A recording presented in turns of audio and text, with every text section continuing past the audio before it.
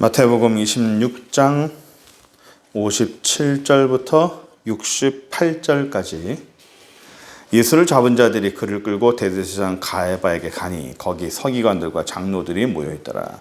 베드로가 멀찍이 예수를 따라 대제사장의 집들에까지 가서 그 결말을 보려고 안에 들어가 하인들과 함께 앉았더라. 대제사장들과 온 공회가 예수를 죽이려고 그를 칠 거짓 기회를 증거를 찾으매 거짓 증인이 많이 왔으나 얻지 못하더니 후에 두 사람이 와서 이르되 이 사람의 말이 내가 하나님의 성전을 헐고 사흘 동안 지을 수 있다 하더라 하니 대제사장이 일어나서 예수께 묻되 아무 대답도 없느냐 이 사람들이 너를 치는 증거가 어떠하냐 하되 예수께서 침묵하시거늘 대제사장이 이르되 내가 너로 살아계신 하나님께 맹세하게 하노니 네가 하나님의 아들 그리스도인지 우리에게 말하라. 예수께서 이르시되 네가 말하였느니라. 그러나 내가 너희에게 이르노니 이후에 인자가 권능의 우편에 앉아있는 것과 하늘구름을 타고 오시는 것을 너희가 보리라 하시니 이에 대제사장이 자기 옷을 찢으며 이르되 그가 신성모독하는 말을 하였으니 어찌 증인을 더 요구하리요? 보라 너희가 지금 이 신성모독하는 말을 들었도다. 너희 생각은 어떠하냐? 대답하되 그는 사형에 해당되니라 하고 이에 예수의 얼굴에 침뱉으며 주먹으로 치고 어떤 사람은 손바닥으로 때리며 이르되 그리스도야 우리에게 선지한 노릇하라. 너를 친 자가 누구냐 하더라. 아멘. 예수님께서 이제 유다에게 팔리시고 산헤드린 공회 앞에 섰어요. 산헤드린 공회는 이스라엘의 그 종교, 기본적인 정치는 로마의 이렇게 그 수하에 있지만 이스라엘 자체적으로 다스리는 그런 제도가 바로 산헤드린입니다. 이스라엘의 모든 종교 지도자들이 이제 다 모인 거죠. 여기서 우리가 여기서 예수님이 여기서 재판을 받아요. 산헤드린에서. 거기에 대제사장이 있고 다른 사람들이 있는데 우리가 한 가지 먼저 알고 들어가야 될 일이 있는데 59절 보시면 대제사장들과 온 공회가 예수를 죽이려고 그를 칠 거짓 증거를 찾았다라고 됐죠. 대제사장들과 온 공회라고 되어 있는데 이 공회는 여러 사람들이 있죠. 뭐 서기관들이나 대제사장의 다른 어떤 지도자들이 다 있어요. 다 있는데 대제사장은 한 명이에요. 한 명. 제사장 가운데 한 명을 대제사장이라고 합니다. 근데 여기 보면 대제사장들이라고 그래요. 이 대제사장이 임명이 되면 이 사람이 죽을 때까지 그 직을 갖고 있습니다. 죽어야만이 그 대제사장 직이 다른 사람에 넘어가요. 오늘날 교황과 비슷하죠.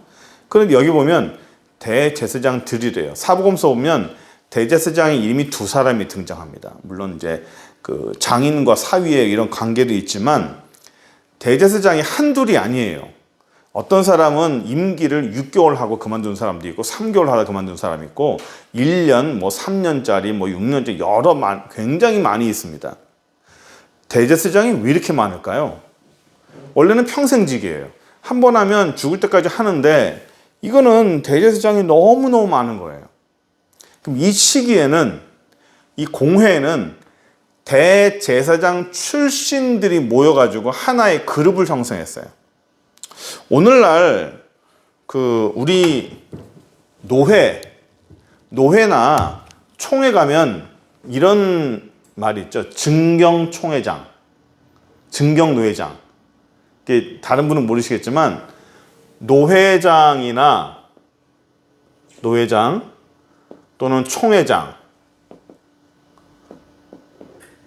이거를 한 번 하면 이제 임기가 이제 1년이잖아요. 1년 맞죠? 임기가 1년인데 1년 끝나고 나면 총회장이 아니잖아요. 노회장이 아니잖아요. 그런데 옛날에 내가 노회장 했었어. 내가 총회장 했었어. 해가지고 이 노회장과 총회장을 했던 사람들이 증경노회장, 증경총회장 해가지고 나름대로 그룹을 형성을 해요. 저희 총회도 이렇게 이분들만 따로 이렇게 협의하는 기관이 있어요. 그래서 노회나 총회를 이런 식으로 끌고 가자라고 해서 이미 이 안에서 어느 정도 협의가 다 돼요. 돼서 이렇게 끌고 가는 걸 볼 수 있습니다. 그러니까 오늘 여기도 같아요. 대제사장들이라는 게 대제사장 출신이에요. 근데 이게 왜 그랬을까? 제가 역사를 잠깐만 제가 좀 터치를 잠깐 하고 넘어갈게요. 이스라엘이 우리가 역사를 알다시피 아수르 제국의 북이스라엘 망하고 남유다는 어디에 망했죠? 바벨론에 망했죠. 아수르에 망하고 바벨론에 망하고 이제 포로로 끌려갔다가 다시 돌아와요. 돌아와서 이스라엘 사람들이 거기서 잘 살았느냐? 그게 아니고 그 다음에 나타난 제국이 헬라 제국이죠. 헬라 제국. 알렉산더. 이 사람이 전체를 다 제패를 해요. 그래서 제패하다가 알렉산더가 초기에 죽고 이 나라가 4개로 나뉩니다. 그래서 이스라엘은 그 4개의 나라에 역시 속하게 돼 있어요. 그래서 헬라의 속국이 또 됩니다. 그래서 여기서 뭐 자기들끼리 뭐 좌충우돌 뭐 이합집산 해가지고 결국 헬라의 제국에 속하게 됐는데 이 헬라는요, 그전까지 이스라엘을 다스렸던 나라들은 이 아시아 쪽이었다는 거 있잖아요. 아수르도 아시아고 바벨론도 아시아잖아요. 그런데 헬라는 유럽이에요. 전혀 달라요. 다스리는 것과 사람이 전혀 다릅니다. 이 사람들이 이스라엘의 종교나 유대교를 인정했을까요? 인정 안 했어요. 바벨론이나 아수르보다도 더 잔혹하게 대했어요. 그러니까 한 예를 들면 안티오쿠스 에피파네스라는 사람이 있어요. 이 한 사람이에요. 이게 이름입니다.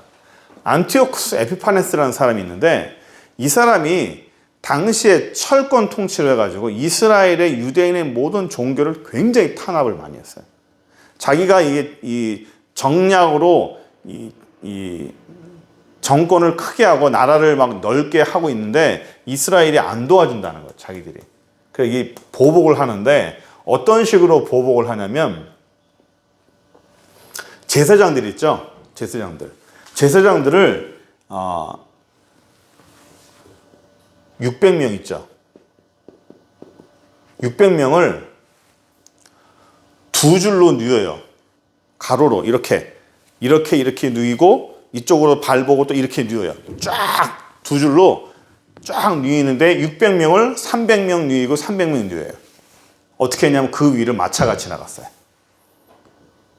마차 몇 대가 계속 그 위를 밟고 지나갑니다. 말도 밟고 지나가고 마차 바퀴도 지나가고. 그럼 이 사람들 어떻게 됐을까요? 다 죽었죠. 다 죽었어요. 헬라의 그런 어떤 그 신들, 자기들 신들이 있는데 그 신을 안 섬기고 하나님을 섬긴다고 다 죽여버렸어요. 그리고 자기들의 정책을 따르지 않는다고. 어느 정도였냐면 아이들을 할례를 행하잖아요. 아이들을 할례를 행하면 할례를 행한 그 아이의 머리를 잘라요.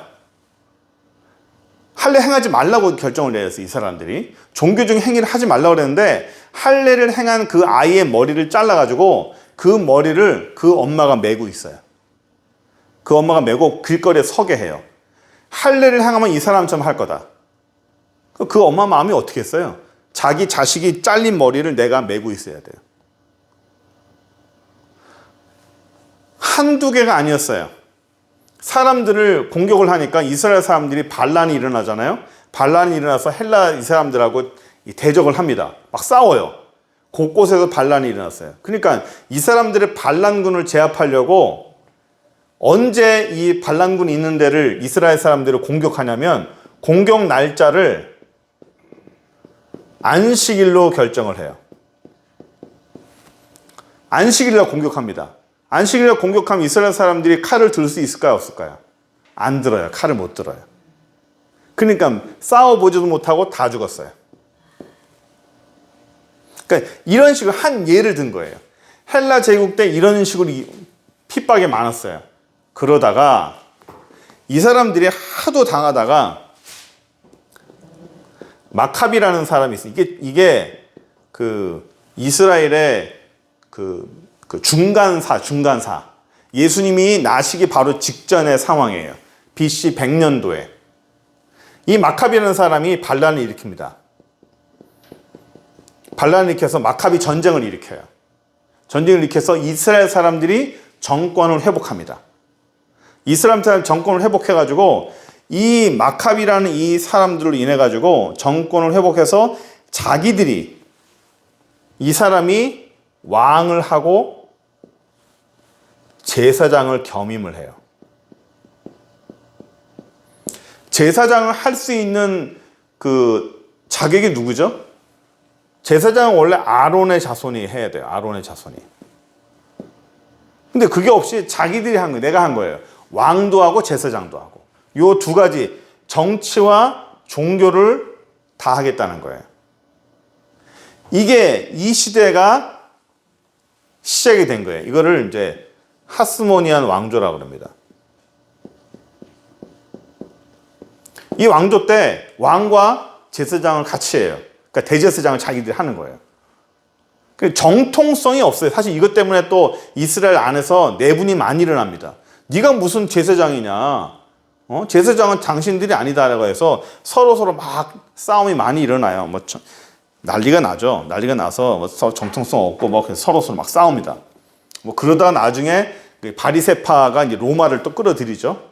그래가지고 이스라엘이 더 이제 망가지게 되는데, 그래서 대제사장 드리려고 하는 게 이 사람들이 제사장을 하면서 그냥 막 시키는 거예요. 자기들 가족들을. 너 한번 해봐. 너 한번 해봐. 해가지고.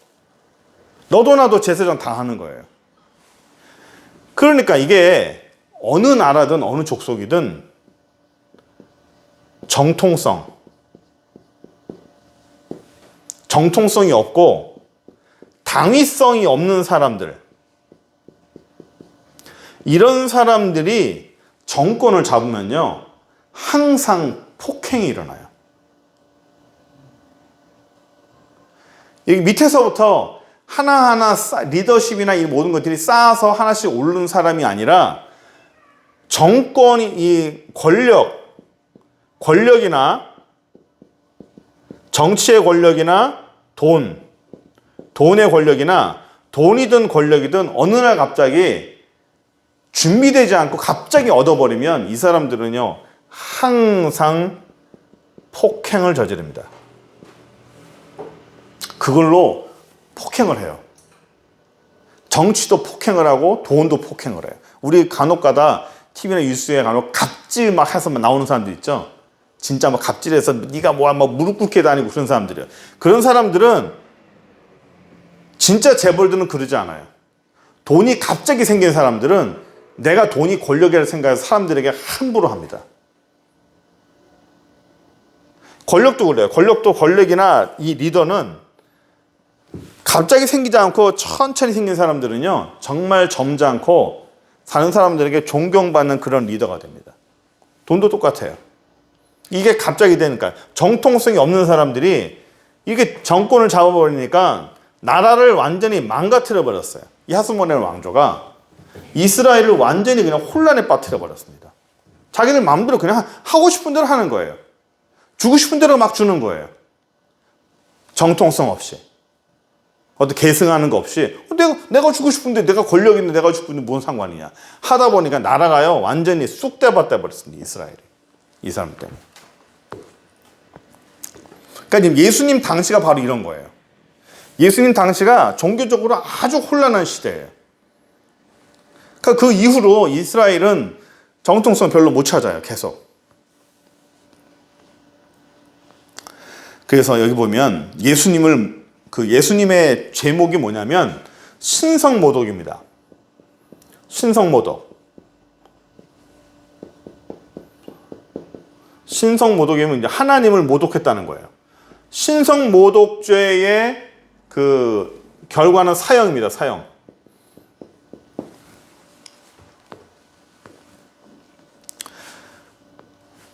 왜? 신성모독죄는요, 이스라엘 사람들이 자기들 나름대로 이것에 대해서 잡아놓은 게 있어요. 산헤드린 족보 6장 4절에 보면 자기들끼리 만든 거에서 여기 보면 뭐라고 되어 있냐면 신성 모독한 사람은 어떻게 죽이냐면요. 절벽 있죠. 절벽 끝에다가 사람을 세웁니다.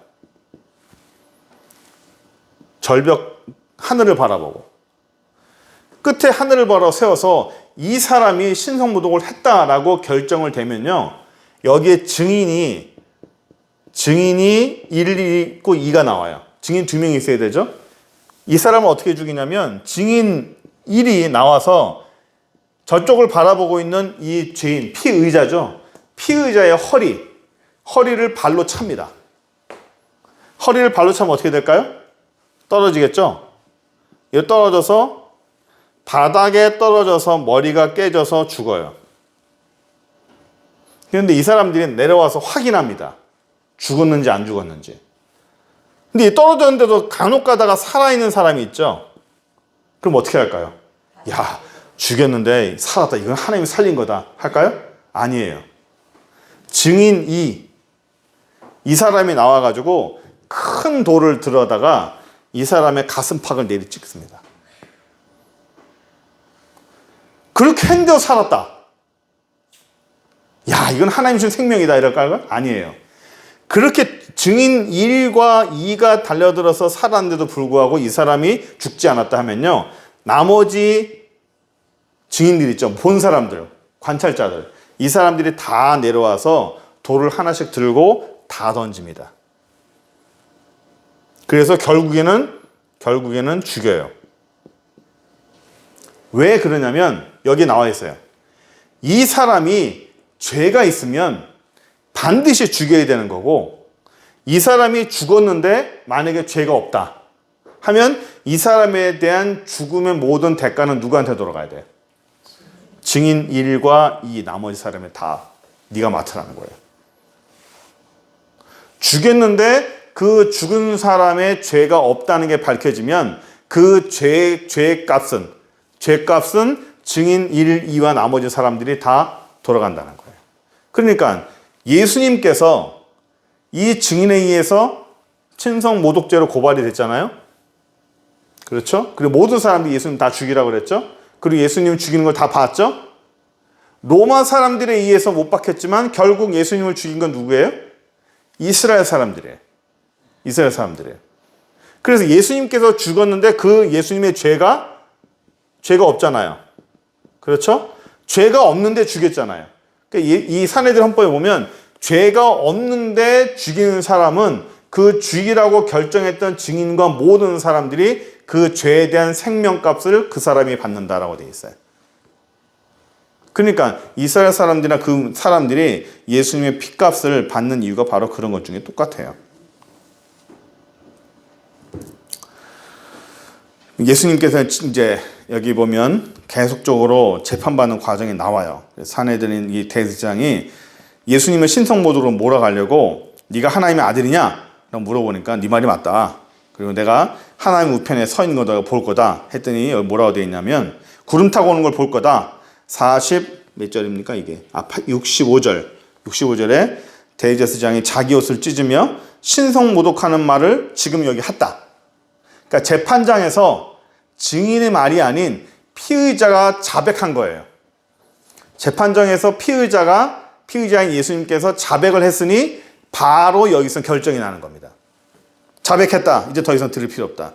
이 사람이 신성모독을 했으니 바로 사형에 해당된다라는 겁니다. 해당되니 우리가 아까 오전 예배 때 봤죠? 67절에 예수님의 얼굴에 뭘 했어요? 침 뱉었어요. 그리고 주먹으로 쳤어요. 손바닥으로 때렸어요. 우리 요한복음 보면 예수님께서 조롱을 당했다 했죠? 조롱을 당했어요. 수치를 당했어요. 우리가 이 부활절 때 우리가 생각해야 되는 문제, 우리가 예수님께서 이 신성모독으로 결국은 당했지만 재판에서 이렇게 당하고 결국은 예수님께서 십자가형을 당했어요. 십자가형을 당했으나 정말 예수님이 십자가형을 당하기 전까지 예수님이 당한 것은 조롱이에요. 침뱉음, 모욕입니다. 뺨을 맞았어요. 주먹으로도 맞았어요. 이거는 육신의 아픔이 아닙니다. 육신의 고통이 아니에요. 그렇죠? 우리가 십자가 생각하는 거 항상 육신만 생각해요. 고통, 내 고통스러운 거. 내가 참고 견뎌야 되는 것들. 그래서 예수님이 십자가 죽음으로 인해서 우리도 같이 십자가를 죽자. 그 십자가 죽음이 바로 순교다. 요거만 생각하잖아요. 정작 중요한 게 뭐라고? 요거. 이건 자꾸만 우리가 빼먹으려고 그래. 조롱받는 거, 침뱉음 받는 거, 조롱당하는 거, 뺨 맞고 주먹으로 맞고, 응? 불명예죠, 불명예.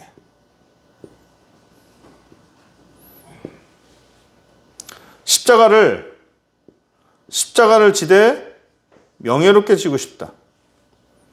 순교를 하되 명예롭게 순교하고 싶다. 죽되 아름답게 죽고 싶다.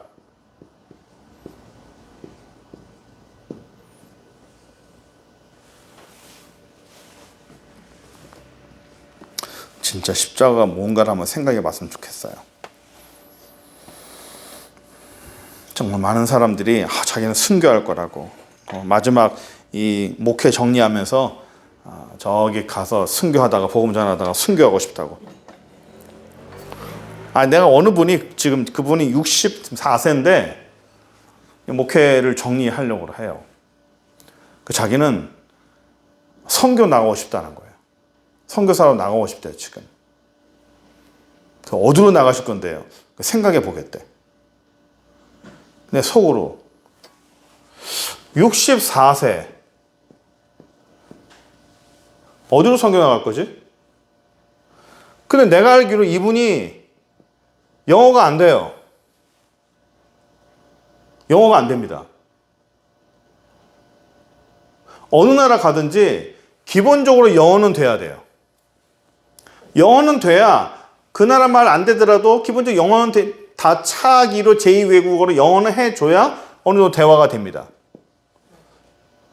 64세 영어도 안 되는데 어느 나라 가서 뭘 어떻게 전하겠다는 건지.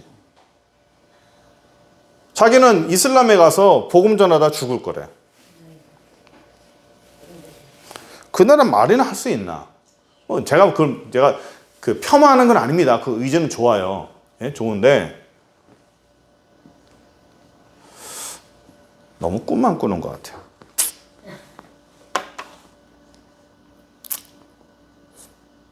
선교가 뭔지, 순교가 진짜 뭔지, 얼마나 무겁고, 얼마나 비중이 있고, 얼마나 두려운 건데, 언어를 배우는 것도 얼마나 오랫동안 준비해야 되고, 얼마나 오랫동안 차분차분 준비해가면서 나가는 건데, 선교사를 준비하는 게 하루 이틀 준비하는 게 아니거든요. 나가서 그냥 내가 선교하다 죽겠다고. 정작 그런 분들이 이런 일 조롱당하고 침뱉음 당하고 모욕당하고 뺨 맞고 주먹 맞으면 안 한다고 그러죠. 그런 거 같은데 안 한다고. 많이 봤습니다. 많이 봤습니다. 그래서 저는 일제시대 그때 얘기했죠. 일제시대 똑같이 말하는 건 안 믿어요. 말은 하여튼 우리끼리 예수 믿는 사람이지만 말은 참 잘해요. 말은 참 잘해. 말로는 참 세상에서 제일 훌륭한 사람이에요. 제일 훌륭한 신앙인이에요. 그러나 뚜껑은 열어봐야 돼요. 뚜껑 열어봐야 돼. 열어봐야 이 땅에서도 좋을 때야 다 잘합니다. 좋을 땐 다 잘해요. 환경 좋고 여건 좋고 어느 정도 다 합니다. 아무것도 없을 때, 힘들 때, 돈 없고 힘들고 몸 아프고 어떤 것도 안 도와줄 때, 그때도 여전히 변함없이 주님을 사랑하는 그 마음이 변함이 없어야 돼요. 얼마 전에 제가 기도하면서 하나님 앞에 받은 게 뭐냐면, 사람이 환경이 좋아서 예수를 잘 믿는 것과 환경이 안 좋아서 예수를 잘 믿는 것 어느 게 더 낫겠느냐는 거예요.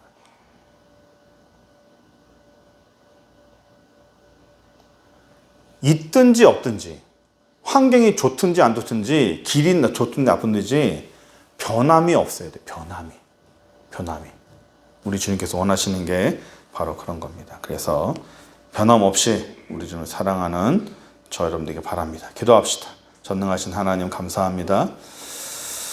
우리가 부활주일 맞이하고 또 오후에 우리가 말씀을 듣습니다. 하나님 함께 해주시고 예수를 밀 때 변함없이 믿게 해주시고 신뢰할 수 있게 주님이 신뢰할 만한 환경에 영향받지 아니하고 길에 영향받지 아니하는 그런 믿음의 사람 될 수 있도록 인도하여 주옵소서. 예수 그리스도의 이름으로 기도드립니다. 아멘.